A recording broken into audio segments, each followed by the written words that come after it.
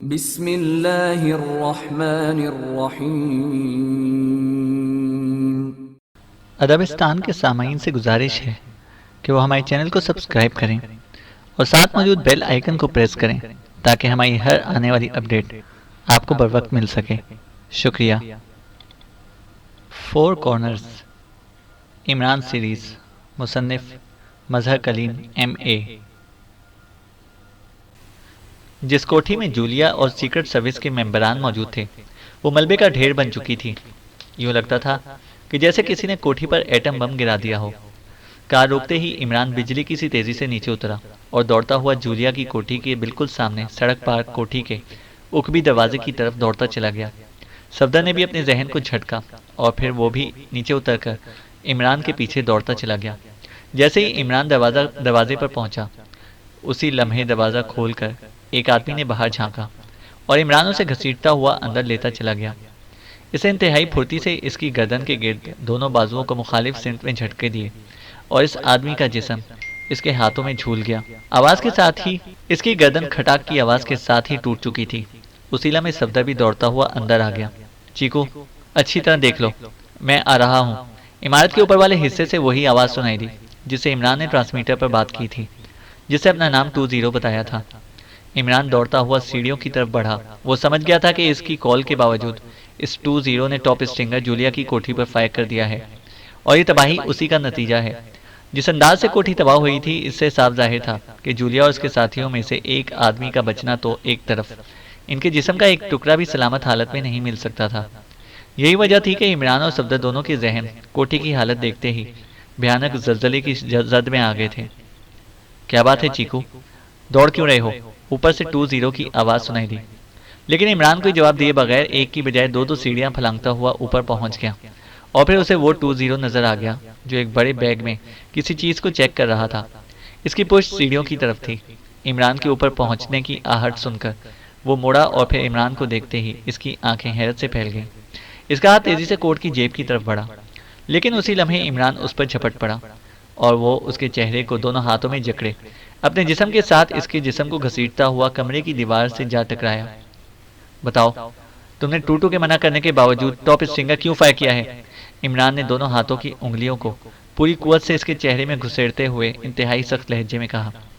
इसका अंदाज ऐसा था जैसे वो हाथों से इसके चेहरे का पूरा गोश्त नोच डालेगा और इमरान का चेहरा इस कदर भयानक हो चुका था कि जैसे वो इंसान की बजाय कोई खौफनाक अफरेत हो। मम मम 3 का ऑर्डर था, 20 ने भेंचे भींचे और इंतहाई खौफजदा लहजे में कहा।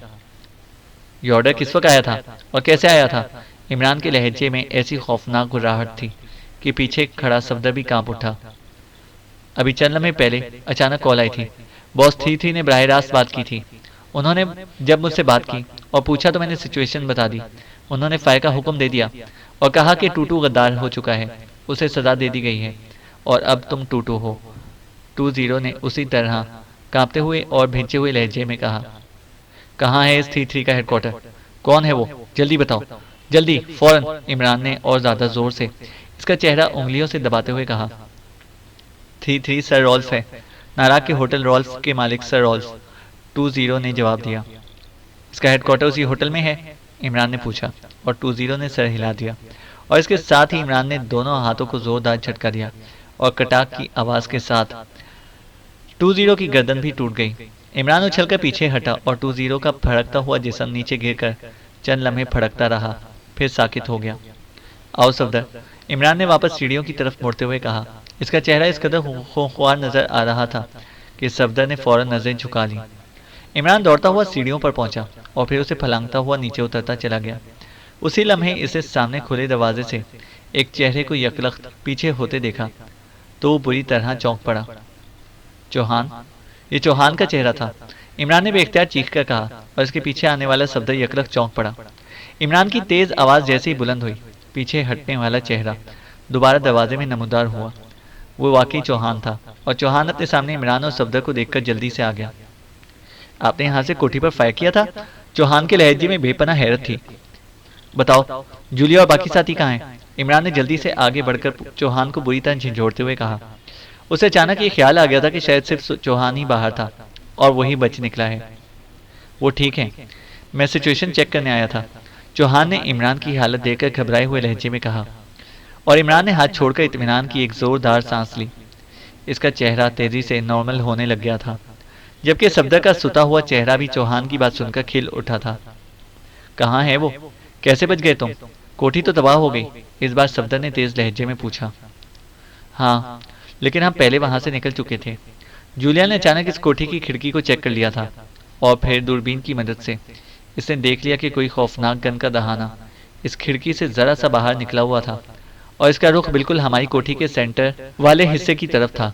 और नौमानी ने दूरबीन से उसे देखते ही बता दिया कि इंतहाई खौफनाक और तबाहकुन हथियार टॉप स्टिंगर है, जिसे निकलने वाला बम टॉप स्टिंगर कहलाता है और ये बड़ी बड़ी इमारतों को एक लम्हे में तिनकों की तरह बिखेर कर रख देता है। इस पर मिस जूलिया ने फौरन कोठी खाली करने के लिए कहा, क्योंकि सामने की तरफ निगरानी का खतरा हो सकता था। इसलिए हम सब गटर में से होकर उकबी तरफ से निकले और फिर हम मुख्तलिफ गलियों से घूमकर इधर आ रहे थे कि हमने इंतहाई खौफनाक धमाका सुना और फिर हमारे वाली कोठी तबाह हो गई। चूंकि दूर दूर तक पत्थरों की बारिश हो रही थी, इसलिए हम गली में ही दुबक गए और इसके बाद हम सड़क पर पहुंचे और मैं इस कोठी की सिचुएशन देखने के लिए आया था। वो पीछे एक जेर तामीर इमारत में है, चौहान ने जल्दी जल्दी जवाब देते हुए कहा। ओह, जाओ जाकर उन्हें कह दो कि वो सब अलहदा अलहदा होकर बंदरगाह पर पहुंच जाएं। वहाँ घाट नंबर 3 के करीब मौजूद रहें। मैं और सफदर वहीं पहुंच जाएंगे। जल्दी करो, देर मत करो, इमरान ने तेज लहजे में कहा और चौहान सर हिलाता हुआ मुड़ा और तेजी से दरवाजे से निकलकर गायब हो गया। आओ सफदर, अभी ये सारा इलाका पुलिस घेर लेगी, पहले ही काफ़ी देर हो गई है, इमरान ने मुड़कर सफदर से कहा और फिर वो दोनों एक एक करके बाहर निकले और फिर साइड की गली से होते हुए आगे बढ़ गए। चूंकि पुलिस की गाड़ियों के सायरन अब हर तरफ से आते सुनाई दे रहे थे, इसलिए इमरान ने कार की तरफ जाने का इरादा तर्क कर दिया था। मुख्तलिफ गलियों से गुजरकर वो जल्द ही एक मारूफ सड़क पर पहुंच गए और फिर इमरान ने एक खाली टैक्सी को हाथ दिया।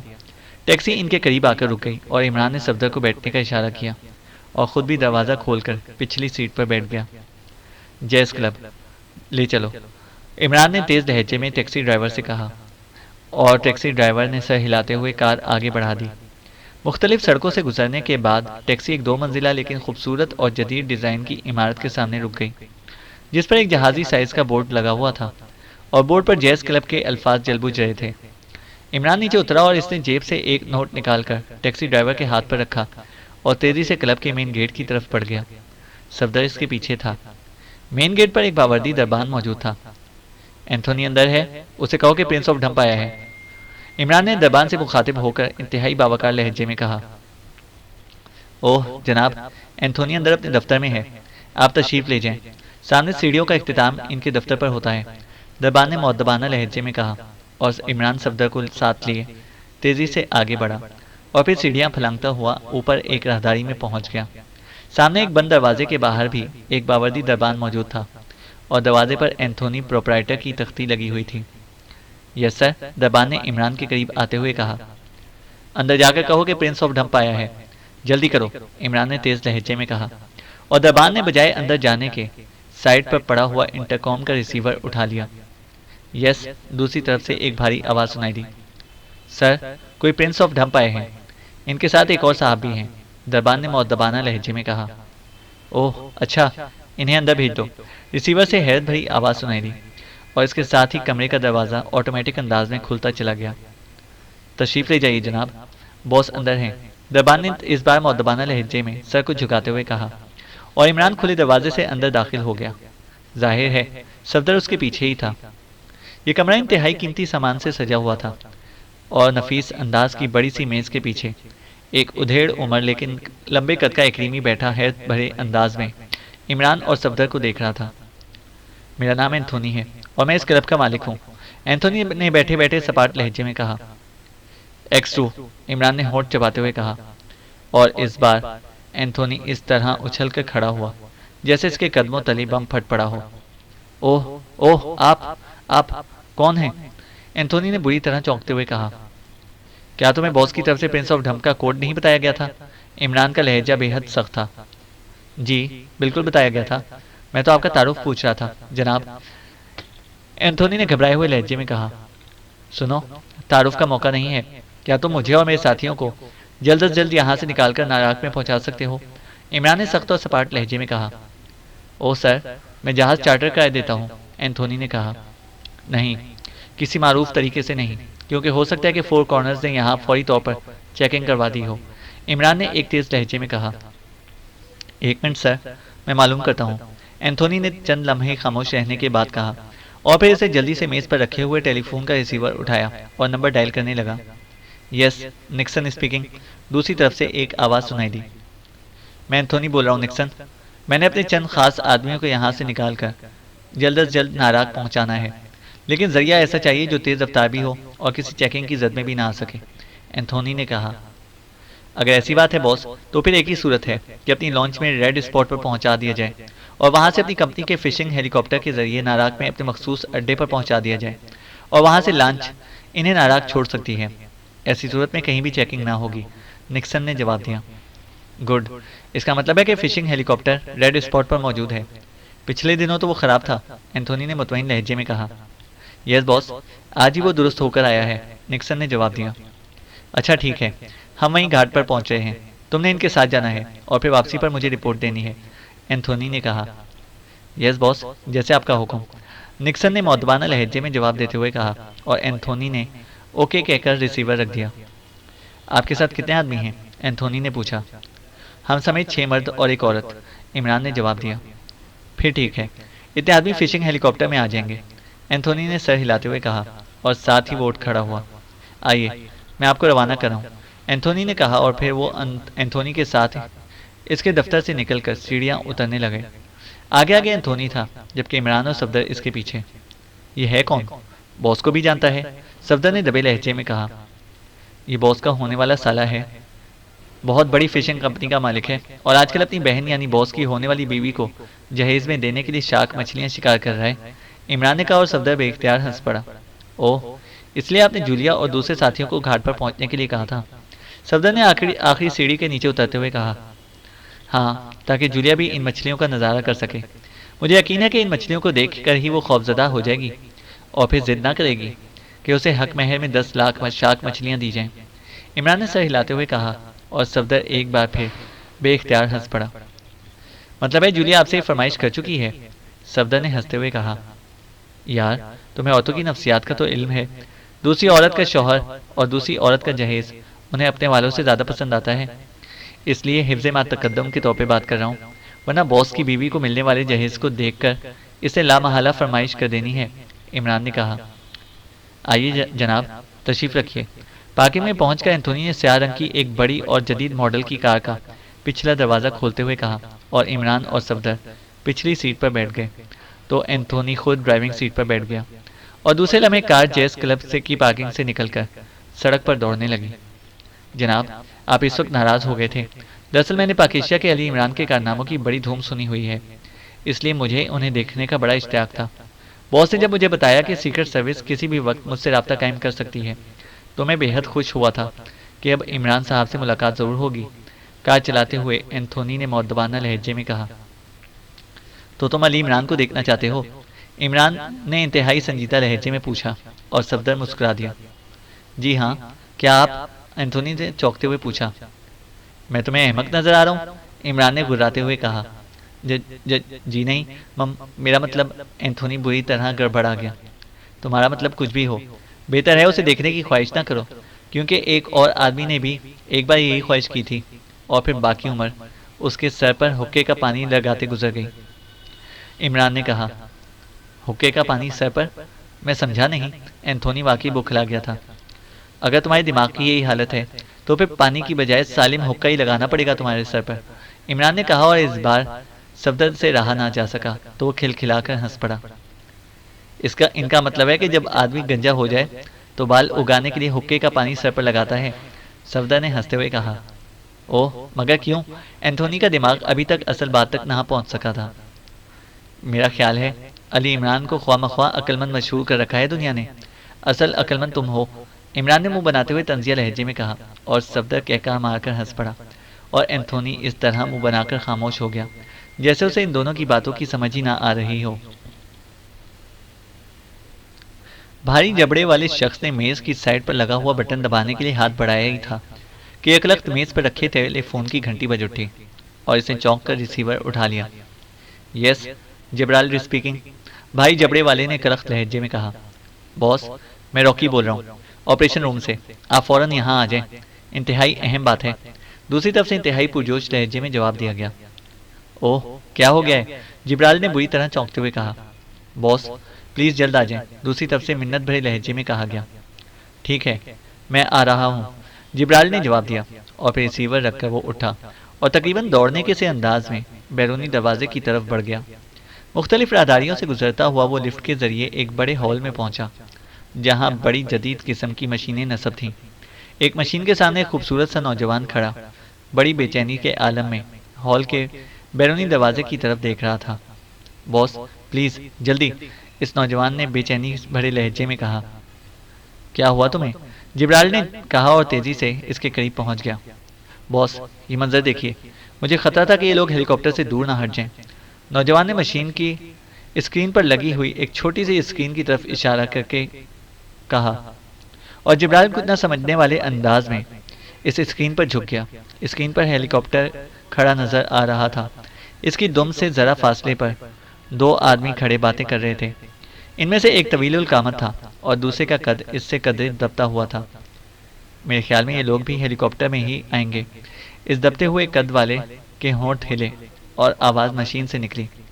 हाँ, जाहिर है, आखिर वो एक सेक्शन का चीफ है, बुलंद कामत ने जवाब दिया। तो फिर मैं इस हेलीकॉप्टर के अंदर सीटों के पीछे छुप जाता हूँ। मेरे ख्याल में आखिरी लम्हात में मेरे अचानक नमूदार होने की ज़रूरत पड़ ही जाएगी, दूसरे ने मुस्कुराते हुए कहा। नहीं, हो सकता है वो शक पड़ते ही हेलीकॉप्टर उड़ा दें, और मैं नहीं चाहता कि कैप्टन हमीद आशिकी की सेंचुरी मुकम्मल किए बगैर ही बैक टू पवेलियन हो जाए, लंबे कद वाले ने कहा। और दूसरा आदमी जिसे कैप्टन हमीद कहा गया था बेइख्तियार हंस पड़ा। जिब्राल्ट के चेहरे पर गुस्से और हैरत के मिले जुले तासरात नजर आ रहे थे। इसके होंठ भींच से गए। आओ मेरे साथ, मैं तुम्हें प्लानिंग समझाता हूँ। न जाने जिब्राल्ट अपने साथ कितने आदमी ले जाए, दूसरे आदमी ने कहा और बाएं तरफ मुड़ गया। कितने ही आदमी लेकर आ जाए, कर्नल फैदी का तो मुकाबला नहीं कर सकता, कैप्टन हमीद ने मुस्कुराते हुए कहा और इस लंबे आदमी के, जिसे कर्नल फैदी कहा गया था, पीछे चलता हुआ स्क्रीन से गायब हो गया। मैंने इसलिए आपको फौरन यहाँ बुलाया था ताकि आप ये मंजर खुद देख सकें। मैंने इत्तफाकन हेलीकॉप्टर की दुम में मौजूद 06 को चेक करने के लिए इसका बटन दबा दिया था, तो ये दोनों सामने आ गए। टिमोथी इस वक्त नीचे ज़मीन पर पड़ा था, जिसे ये लंबा आदमी टांग से पकड़कर घसीटता हुआ एक टीले में फेंक आया था। इसके बाद ये दोनों यहीं वापस आकर बातें करने लगे। और आप जानते हैं कि 06 की रिपोर्ट को टेप नहीं किया जा सकता, नौजवान ने कहा। ओह, तुमने वाकई हैरतंगेज कारनामा अंजाम दिया है रॉकी, इंतहाई हैरतंगेज, वरना न जाने हमारा क्या हशर होता। मुझे ख्वाब में भी ये ख्याल नहीं आ सकता था कि मैं जिस टिमोथी से बात कर रहा हूँ वो कोई दूसरा हो सकता है। इससे शायद टिमोथी से पूछगछ कर ली होगी। मैंने चेकिंग के लिए जो बातें पूछी थीं वो इसने दुरुस्त बता दी थी, लेकिन अब ये दोनों मेरे हाथों से बच नहीं सकते, जिब्राल्ट ने इंतहाई सर्द लहजे में जवाब दिया और फिर तेज तेज कदम उठाता वापस हॉल के बैरूनी दरवाजे की तरफ बढ़ता चला गया। चंद लम्हों बाद वो वापस अपने दफ्तर में पहुंच गया। इसने अलमारी में से एक बड़ा सा ट्रांसमीटर निकालकर उसे मेज़ पर रखा और फिर इस पर एक मखसूस फ्रीक्वेंसी सेट करने लगा। फ्रीक्वेंसी सेट होते ही इसने मुख्तलिफ बटन दबाए तो ट्रांसमीटर से टू टू की आवाज़ निकलने लगी। हेलो हेलो, 00 कॉलिंग ओवर, जिब्राल्ट ने बार बार ये फिक्रा दोहराते हुए कहा। Yes, 44 attending you over. चंद लम्हों बाद एक करख्त और इंतहाई भारी आवाज़ ट्रांसमीटर से निकली। बॉस, मैं जिब्राल्ट बोल रहा हूँ, आपको एक अहम तरीन रिपोर्ट देनी है ओवर, जिब्राल्ट ने कहा। कैसी रिपोर्ट? तुमने बताया तो था कि कर्नल फैदी, कैप्टन हमीद और इसके साथियों का खात्मा कर दिया गया है। क्या तुम्हें इनकी लाशें मिल गई हैं? मैंने तुम्हें कहा भी था कि वो लाशें फौरन मेरे पास भिजवा दो ताकि मैं ग्रेट चीफ बॉस को भिजवा दूं, लेकिन अब तुम तो किसी अहम तरीन रिपोर्ट की बात कर रहे हो ओवर, दूसरी तरफ से बोलने वाले ने फाड़ खाने वाले लहजे में कहा। सर, इसी बारे में रिपोर्ट देनी है, जिब्राल्ट ने कहा और फिर इसने टिमोथी से होने वाली तमाम गुफ्तगू से लेकर स्क्रीन पर कर्नल फैदी और कैप्टन हमीद को देखने और इनसे सुनी हुई तमाम बातें तफसील से बता दी। क्या कह रहे हो? वो जिंदा है जबकि हमारा मेन मवासलाती सेंटर तबाह हो चुका है और इस कदर बेपनाह नुकसान के बावजूद भी वो जिंदा है ओवर, 44 ने गुस्से से चीखते हुए कहा। यस सर, अगर इत्तेफाक से 06 ऑन ना हो जाता तो फिर मैं वहाँ खुद चेकिंग के लिए जा रहा था ओवर, जिब्राल्ट ने सहमे हुए लहजे में कहा। ओह 00, तुम्हारी कारकर्दगी इंतहाई मायूस कुन है। ये रिपोर्ट जब ग्रेट चीफ बॉस के पास पहुंचेगी तो मुसीबत मेरी ही आएगी, क्योंकि तुम मेरे मातहत हो। ओवर। 4-4 ने गुर्राते हुए लहजे में कहा। बॉस, मैं क्या कह सकता हूँ कि ये लोग आखिर जिंदा किस तरह बच गए, इसलिए मैंने फौरन आपसे बात की है, ताकि अब आप जैसे हुक्म करें। ओवर। जिब्राल्ट ने सहमे हुए लहजे में कहा।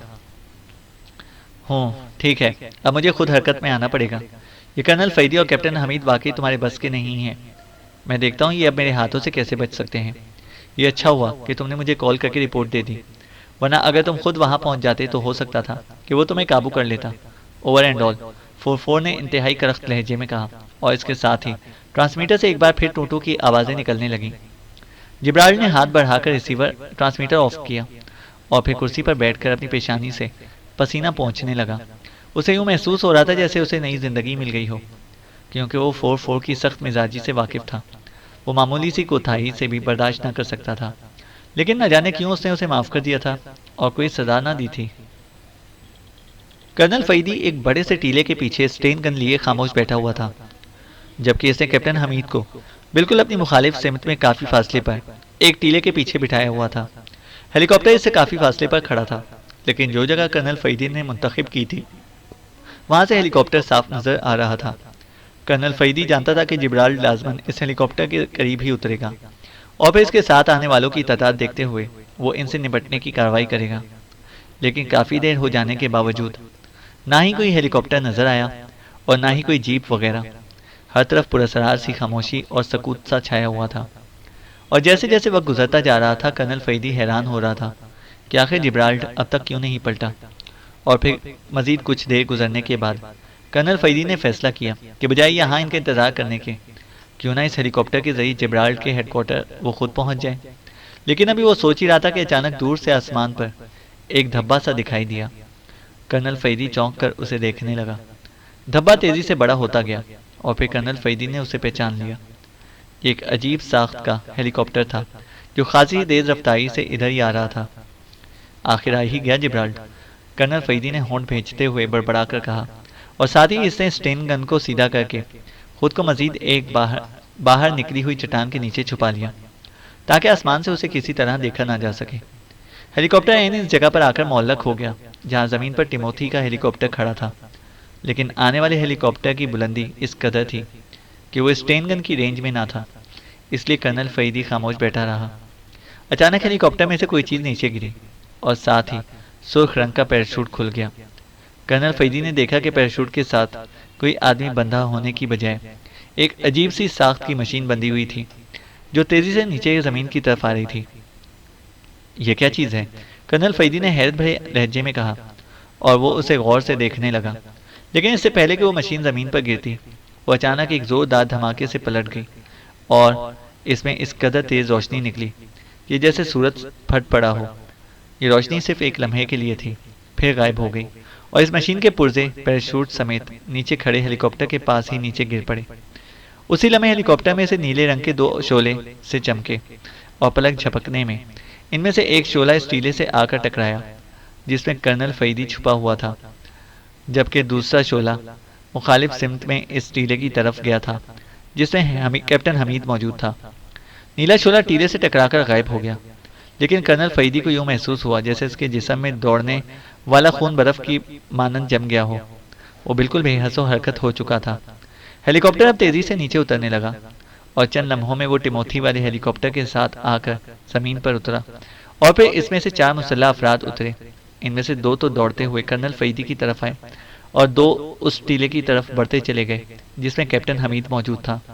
आने वालों ने करीब आकर हाथ में पकड़ी हुई स्टेन गन का दस्ता जोर से कर्नल फैदी के जिस्म पर मारा तो कर्नल फैदी इस तरह पहलू के बल गिर गया जैसे वो इंसान की बजाय रेत का ढेर हो। जब लगने के बावजूद उसे जर्रा बराबर भी तकलीफ ना हुई थी। ये बेहस हो चुका है, उठाओ इसे, एक आदमी ने दूसरे से मुखातिब होकर कहा और इसने सर हिलाते हुए स्टेन गन बगल में लटकाई और आगे बढ़कर पहलू के बल गिरे हुए कर्नल फैदी को दोनों हाथों से पकड़कर उठाया और फिर उसे कांधे पर लाद लिया, जबकि दूसरे ने कर्नल फैदी के हाथ से गिरने वाली स्टेन गन उठाई और फिर वो वापस आने वाले हेलीकॉप्टर की तरफ बढ़ गए। हेलीकॉप्टर के पास भारी जिस्म का मालिक आदमी खड़ा था। इसकी छोटी छोटी आंखों में तेज चमक थी। कर्नल फरीदी को इसके सामने ले जाकर जमीन पर लिटा दिया गया और फिर तकरीबन उसी लम्हे कैप्टन हमीद को भी वहीं लेकर आया गया और उसे भी कर्नल फरीदी के करीब लिटा दिया गया। तो ये हैं कर्नल फरीदी और कैप्टन हमीद, जिसके नाम की दहशत छाई हुई है, इस भारी जिस्म वाले ने बड़ी हकारत भरे लहजे में कहा और कर्नल फरीदी के पहलू में ठोकर मारी। लेकिन बॉस, ये तो मवासलाती सेंटर का आदमी है, मैं इसे जानता हूँ, एक आदमी ने कहा। नहीं, ये मेकअप में है, मैंने चेकिंग रेस से ना सिर्फ इसकी लोकेशन चेक कर ली है बल्कि इसकी असल शक्ल भी देख ली है। ठीक है, इन्हें उठाकर हेलीकॉप्टर में डालो। मैं इसे बताना चाहता हूँ कि फोर कॉर्नर्स के मुकाबले में आने वालों का हशर क्या होता है, इस भारी आदमी ने होंठ भेज कर कहा और इसके हुक्म की फौरी तामील कर दी गई और इन दोनों को उठाकर बड़े हेलीकॉप्टर के अंदर सीटों के दरमियान लिटा दिया गया। चंद लम्हों बाद हेलीकॉप्टर फिजा में बुलंद हो गया। कर्नल फरीदी खामोश पड़ा हुआ था। उसे समझ न आ रही थी कि ये शख्स कौन है। टिमोथी ने जिब्राल्टर का जो हुलिया बताया था ये इससे बिल्कुल मुख्तलिफ था और फिर इसने जिस अंदाज में ईसाई कार्रवाई की थी इससे तो यही जाहिर होता था कि ये इनकी वहां मौजूदगी से बखूबी वाकिफ था। उसी लम्हे हेलीकॉप्टर में टूटों की आवाज़ें गूंजने लगी जैसे कोई ट्रांसमीटर ऑन हो गया हो। Hello hello, 4-4 calling, great chief boss, over. इस भारी जिस्म वाले की आवाज़ सुनाई दी। Yes great chief boss, headquarter, over. दूसरी तरफ से एक मशीनी सी आवाज़ उभरी। ग्रेट चीफ बॉस से रेड लाइन पर बात करो, मैंने एक अहम मसला डिस्कस करना है, ओवर। 4-4 ने तेज और करख्त लहजे में कहा। Code, over. दूसरी तरफ से पूछा गया। रिचर्ड आसन, ओवर। 4-4 ने कहा। Okay, over. दूसरी तरफ से कहा गया और इसके साथ ही कुछ देर खामोशी तारी रही। सिर्फ हेलीकॉप्टर के चलने की हल्की हल्की आवाज़ सुनाई देती रही। Hello great chief boss, attending, over. एक बावकार सी आवाज़ हेलीकॉप्टर में गूंज उठी।